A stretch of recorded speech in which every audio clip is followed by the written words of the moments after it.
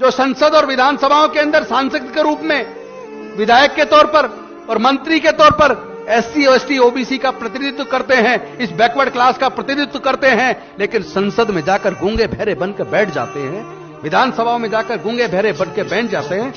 कि ऐसे लोगों को समाज का नेतृत्व करना चाहिए, कोई हक है उन्हें? एससी, एसटी, ओबीसी के 300 से ज्यादा सांसद होने के बावजूद जातिगत जनगणना नहीं करा पा रहे। धर्म की बात है। जो लोग समाज की लड़ाई को ना लड़ सके उन्हें नेतागिरी छोड़ देनी चाहिए।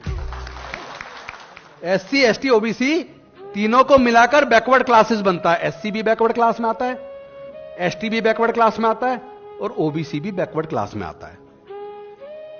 और तीनों एकजुट होंगे तो ताकत बनेगी।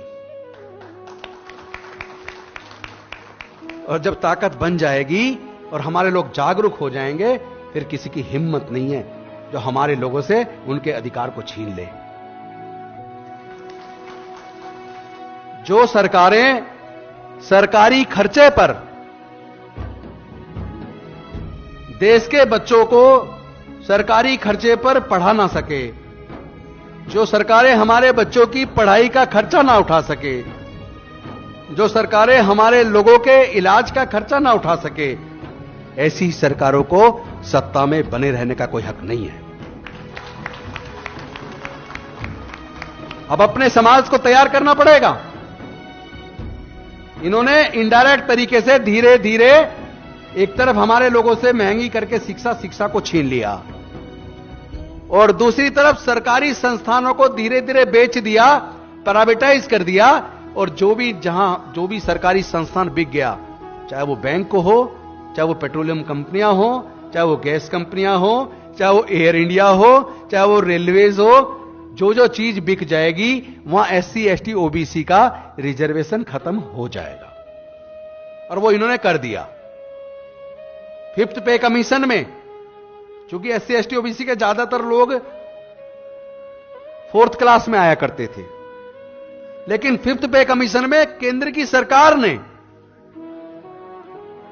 फोर्थ क्लास एम्प्लॉयमेंट को पूरी तरह बैन करके ठेके पे दे दिया, आउटसोर्स कर दिया। ठेकेदारी प्रथा लागू करके हमारे लोगों के फोर्थ क्लास के जॉब को भी छीन लिया। तो क्या इस साजिश को आप कभी समझेंगे या नहीं समझेंगे? क्या हमारे इन नेताओं को मिलकर समाज के अंदर जाके इस तरह के षड्यंत्र को बताना नहीं चाहिए? क्या मैं बस इस बात से खुश हो जाऊं कि मैं मंत्री हूं? क्या मेरी समाज के प्रति कोई जिम्मेदारी नहीं है? क्या मैं बहुजन समाज के लोगों को, मूल निवासियों को, बैकवर्ड क्लास के लोगों को जागरूक करके उनके हक अधिकार के बारे में ना बताऊं? क्या उनके हक अधिकार की लड़ाई को हम सारे नेताओं को मिलकर नहीं लड़ना चाहिए? जो लोग समाज की लड़ाई को ना लड़ सके उन्हें नेतागिरी छोड़ देनी चाहिए।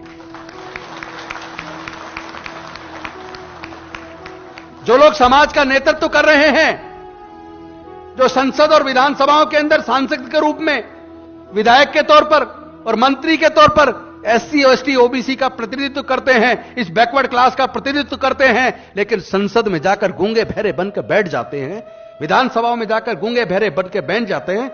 कि ऐसे लोगों को समाज का नेतृत्व करना चाहिए, कोई हक है उन्हें? तो इस लड़ाई को कौन लड़ेगा? इस लड़ाई को लड़ने के लिए आप तैयार हो जाओ।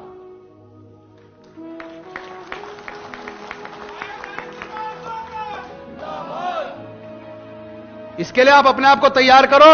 अगर आपके अंदर दम है, ऐसे लोगों को बाहर निकाल रास्ता दिखाओ और आप जाके नेतृत्व करो। एससी, एसटी, ओबीसी के 300 से ज्यादा सांसद होने के बावजूद जातिगत जनगणना नहीं करा पा रहे। शर्म की बात है ये। इस लड़ाई को हम आप सब मिलकर लड़ेंगे।